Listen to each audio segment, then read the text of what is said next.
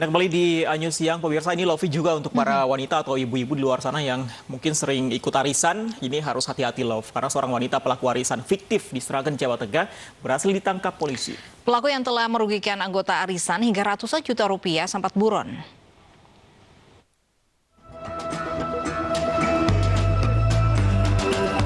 TM 42 tahun warga desa Kembang Sari, Kecamatan Ngoro, Kabupaten Mojokerto ini hanya bisa tertunduk saat digiring petugas.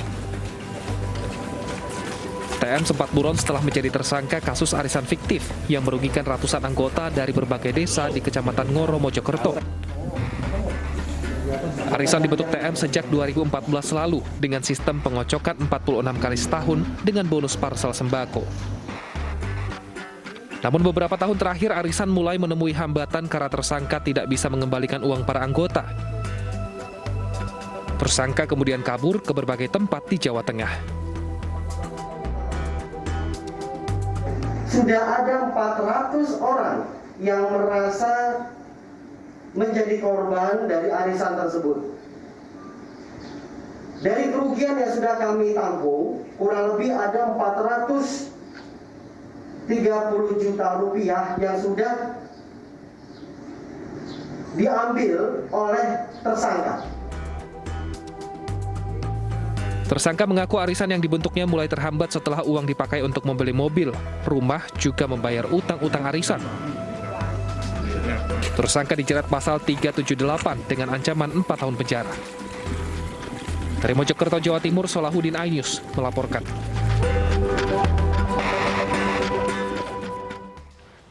Pemirsa, saat ini marak di media sosial informasi pelanggan yang menolak barang yang dipesan secara cash on delivery dan justru menyalahkan kurir yang mengirimkan barang. Ya, aksi seperti ini marak seiring peningkatan transaksi jual beli secara online di masa pandemi.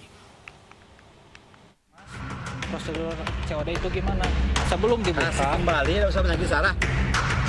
Bisa gitu lah. Perdebatan ini terjadi antara kurir pengantar barang online dengan pembeli. Merasa barang yang dikirim tidak sesuai pesanan, konsumen menolak menerima dan membayar barang.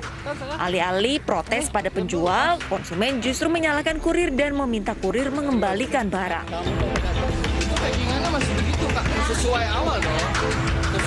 Tak hanya sekali, kejadian seperti ini marak terjadi dan viral di media sosial.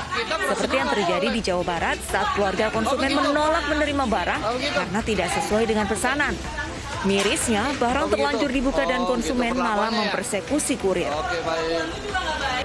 Yang tak kalah memprihatinkan, menimpa seorang pria di Bogor, Jawa Barat yang harus berurusan dengan polisi hanya karena sepasang sendal. Ia menodongkan benda mirip senjata api kepada seorang kurir saat mengetahui sendal yang dipesannya tak sesuai keinginan. Pria ini akhirnya harus berurusan dengan polisi. Maraknya fenomena ini disebabkan karena minimnya pemahaman warga dan konsumen atas mekanisme pembayaran saat pengantaran atau COD. Namun tak hanya konsumen, para penjual online pun juga berkontribusi dengan tidak melengkapi deskripsi produk yang dijual secara detail sehingga menyebabkan kerancuan dan kekecewaan konsumen saat menerima barang. Ironisnya, fenomena ini justru marak terjadi saat transaksi jual beli secara online tengah gencar dikampanyekan guna mengembalikan kondisi ekonomi yang terpuruk dihantam pandemi. Berpisau bermata dua, masyarakat diajak untuk meningkatkan konsumsi serta belanja secara online, tetapi tidak disertai dengan edukasi yang memadai tentang transaksi dan syarat belanja secara online. Tim Liputan, iNews melaporkan.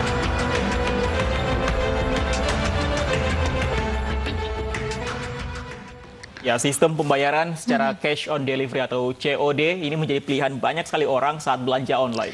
Nah, sebagai pembeli kita harus paham betul tata cara melakukan pembayaran COD agar tidak terjadi kesalahpahaman antara penjual, pembeli, serta kurir.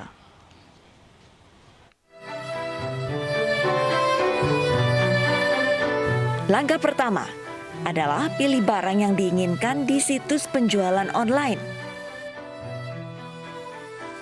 Masuk ke menu metode pembayaran. Di sana ada beberapa metode pilihan pembayaran. Pembayaran COD serta jasa pengiriman. Tunggu kurir datang.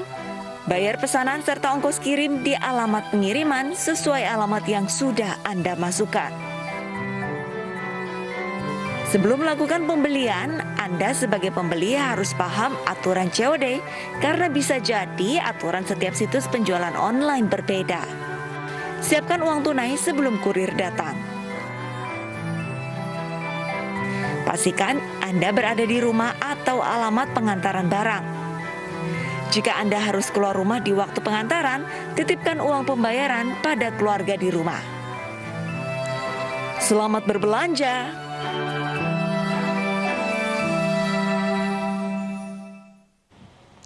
Apa saja ketentuan jual beli secara cash on delivery dan apa yang harus dipahami oleh konsumen? Sudah bergabung bersama kami ada pengamat konsumen dan pemasaran, ada Pak Yuswo Hadi. Selamat siang Pak Yuswo Hadi. Selamat siang Mbak Lofi. Baik Pak Yuswo Hadi, ini kita lihat kasus ini yang marak, ini ada kesalahpahaman antara konsumen dan juga penjual begitu. Nah ini kalau melihat kasus yang marak ini sebenarnya harus ditinjau ulang ini sistem cash on delivery-nya atau memang harus ada edukasi yang lebih untuk konsumen sendiri? Gini, ini sistem COD ini saya bilang semuanya di area abu-abu Mbak ya. Jadi ada 4 pemain sebenarnya di dalam sistem ini. Yang pertama adalah buyer, seller yang pertama. Terus kemudian adalah marketplace atau toko online-nya. Terus kemudian yang ketiga adalah ekspedisi atau kurir. Dan yang terakhir adalah customer. Ada 4 pihak ini yang bermain. Tetapi karena tidak ada satu aturan yang jelas, semua serba abu-abu, maka masing-masing membuat aturan. Ya, aturannya pembeli ada sendiri, aturannya marketplace ada sendiri. Terus kemudian ekspedisi kebanyakan mengikut, tapi ekspedisi yang besar juga punya aturan karena dia juga ada potensi dirugikan ketika bolak-balik misalnya. Terus kemudian customer juga nggak mau kalah gitu ya, dia punya hak gitu. Ketika dia beli, tetapi apa yang dijanjikan oleh produsen ini tidak sama dan dia buka bungkusnya, unboxing, kemudian nggak sesuai, otomatis sebagai konsumen kan marah juga gitu. Ya, jadi ada 4 kepentingan yang masing-masing itu benar juga gitu, dan mereka punya kepentingan masing-masing gitu. Makanya mesti harus ada pihak ketiga. Dalam hal ini adalah pemerintah untuk memperjelas aturan mengenai COD ini, harus ada ketentuannya dan ketentuan itu harus dikomunikasikan ke semua pihak sehingga semua orang punya persepsi yang sama mengenai COD itu apa gitu sampai ke detail-detail. Ya, contohnya misalnya waktu buka barang, kalau kita di toko real ya, kalau di toko real itu kan kita buka barang kan bisa. Ya, walaupun buka barang yang bungkusnya ya sifatnya ya, dan kita tahu bagus baru kita beli. Tetapi dalam konteks perdagangan online nggak bisa karena barangnya sudah dikirim kan. Dan ketika dalam kasus ibu-ibu ya, ini yang tampil di layar ini, ketika dia buka bungkusnya ya, sebelum buka kan dia nggak ngerti kualitasnya, speknya sama nggak. Tapi begitu dibuka nggak sesuai, berhak dong dia marah gitu. Jadi ibu ini sebenarnya itu juga nggak bisa disalahkan, cuman dia marahnya ke kurir ini berlebihan ya, itu mungkin nggak proper juga ya, tapi haknya konsumen juga ketika dia belum buka barangnya dan kemudian nggak sesuai, dia komplain kepada pembeli, itu hak konsumen gitu. Apa? Nah, itu sekali lagi ya. Baik Pak Yus, dari sisi konsumen di tengah aturan yang masih abu-abu ini, apa yang sebaiknya dilakukan oleh konsumen ketika menemukan barang sudah tiba di tangannya ternyata tidak sesuai dengan yang dideskripsikan oleh penjual? Kalau dari sisi konsumen harusnya konsumen itu berhak karena kita membeli ya, dia nggak berhak bayar ketika dia mendapatkan barang yang tidak sama dengan yang dijanjikan oleh produsen. Kan wajar kan? Yang ini kalau di perdagangan fisik itu nggak masalah karena kita kan langsung ketemu kan dengan penjualnya. Nah, menariknya di sini mohon maaf saya potong Pak Yus, menariknya di sini ketika barang tersebut tidak sesuai ternyata. Nah, apa yang kemudian harus dilakukan oleh kurir? Apakah mengambil kembali barang tersebut, membawa ke kantornya atau bagaimana sebenarnya? Makanya ini nggak bisa kita satu persatu gitu. Ya, nggak bisa ini kewajiban ini dilakukan oleh kurir atau marketplace atau customer atau si buyer gitu. Jadi harus ada common rule, ada aturan bersama yang itu ditetapkan. Ini juga nggak bisa yang menetapkan marketplace. Aturannya marketplace pasti akan cenderung menguntungkan marketplace.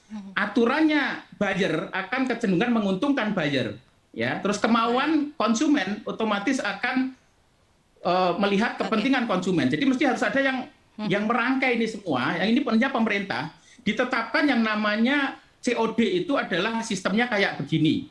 Dan kemudian dikomunikasikan, nggak cuma dibikin, tapi dikomunikasikan sehingga konsumen tahu, marketplace tahu, kemudian si buyer tahu, sehingga semua jadi prosesnya gini jelas gitu. Baik. Jadi kalau dia melanggar kejelasan itu berarti ya dia harus memaklumi gitu. Gitu. Tapi Pak Yus, tadi Anda bilang harus ada keikutsertaan pemerintah begitu, pemerataan bagaimana sih sistem cash on delivery ini begitu. Tapi kalau kita lihat ini sebenarnya sistemnya jika memang ada ketidaksesuaian konsumen ini bisa mengembalikan barangnya tapi tidak ke kurirnya begitu. Ada juga, apakah ini juga Anda melihat ada edukasi yang kurang untuk para konsumen ini? Karena yang diedukasi masih belum jelas. Yang diedukasi apa? Apakah aturannya marketplace, atau aturannya buyer, atau aturannya ekspedisi gitu. Ini yang saya bilang tadi mesti harus disatukan. Karena aturan itu yang banyak terjadi sekarang adalah aturannya marketplace gitu. Tapi marketplace misalnya bikin aturan, barang harus dibayar setelah ketika itu dibuka, gitu kan? Kan logikanya bagi marketplace kan ketika dibuka harusnya bayar gitu. Tetapi konsumen kan sebelum buka, dia kan nggak ngerti apakah speknya itu sama atau enggak gitu. Dia baru tahu setelah dibuka gitu. Nah, ketika dibuka nggak sesuai, sebagai konsumen ya kita mesti menuntut. Ada ketidakadilan untuk konsumen? Dari sisi itu iya. Dari sisi itu iya. Nggak ada ininya, nggak ada aturan yang jelas. Tapi kalau sudah ada aturannya bahwa ketika buka ya apapun kualitasnya harus bayar. Nah, kalau ada aturan gitu dan itu harus dipatuhi, maka konsumen mesti harus, kalau dia nggak mau bayar, berarti dia nggak akan ngambil sistem COD, dia akan ngambil sistem yang lain gitu. Intinya jadi, kita akan tunggu nantinya apakah nanti akan ada kebijakan yang lebih jelas lagi dari pemerintah terkait dengan aturan dalam marketplace ini. Terima kasih informasinya bersama kami Pak Yus, selamat siang. Kita ke informasi lain, pemirsa. Maria Pauline Lumowa, terdakwa kasus pembobolan kas Bank BNI 46 cabang Kebayoran Baru, divonis 18 tahun. Selain itu, Maria diwajibkan membayar uang pengganti kerugian negara sebesar 185,8 miliar rupiah. Hakim Pengadilan Tipikor Jakarta resmi menjatuhkan vonis 18 tahun pada Maria Lumowa dan denda 800 juta rupiah subsidiar 4 bulan. Vonis hakim lebih rendah dari tuntutan jaksa penuntut umum yaitu selama 20 tahun. Maria terbukti merugikan negara sebesar 1,2 triliun rupiah lebih untuk memperkaya diri sendiri dan korporasi melalui pencarian fasilitas LC fiktif pada tahun 2003. Penuntut telah pula mengajukan ahli sebagai Di saat laju pertambahan COVID-19 belum reda, sejumlah sekolah nekat gelar uji coba belajar tatap muka. Informasinya akan kami hadirkan sesaat lagi.